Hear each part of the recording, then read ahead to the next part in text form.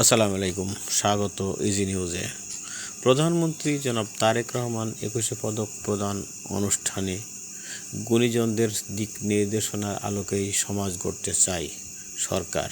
তাই একটি রাষ্ট্রের কৃতি মানুষের সংখ্যা যত বৃদ্ধি পাবে, সমৃদ্ধ মানদণ্ডে সেই সমাজ তত বেশি আলোকিত হবে এবং সে আলোকেই আমরা দেশকে সুন্দর, সঠিক এবং সমৃদ্ধভাবে গড়তে চাই। 12 লক্ষ কৃষকের 10,000 টাকা পর্যন্ত সুদসহ কৃষি ঋণ মওকুফের সিদ্ধান্ত গ্রহণ করেছে সরকার।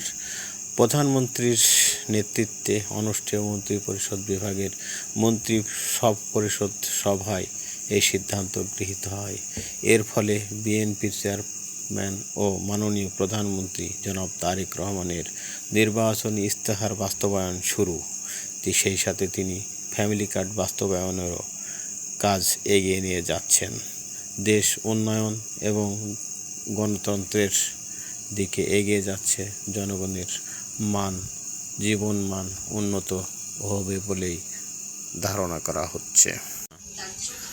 মধ্যপ্রাচ্যে যদি ইরান এবং যুক্তরাষ্ট্রের মধ্যে পূর্ণমাত্রার যুদ্ধ শুরু হয়, তবে তার গতি প্রকৃতি নির্ধারিত হবে সংঘাতের প্রথম কয়েক ঘন্টার মধ্যেই ইরানে ব্যাপক ক্ষেপণাস্ত্র হামলার সক্ষমতার উপর। আন্তর্জাতিক সম্পর্ক বিশেষজ্ঞ ডক্টর অ্যান্ড্রু ল্যাথামের সম্প্রতি বিশ্লেষণে উঠে এসেছে এমন চাঞ্চল্যকর সমীকরণ। ইরানকে কঠোর হুঁশিয়ারি ভ্যান্সের, ক্ষেপণাস্ত্র ইস্যুতে অনড় রুবিও। জেনেভায় যুক্তরাষ্ট্র এবং ইরানের মধ্যে বহুল প্রতীক্ষিত পারমাণবিক আলোচনা শুরু হওয়ার ঠিক আগ মুহূর্তে তেহরানকে তীব্র হুঁশিয়ারি দিয়েছেন ট্রাম্প প্রশাসন।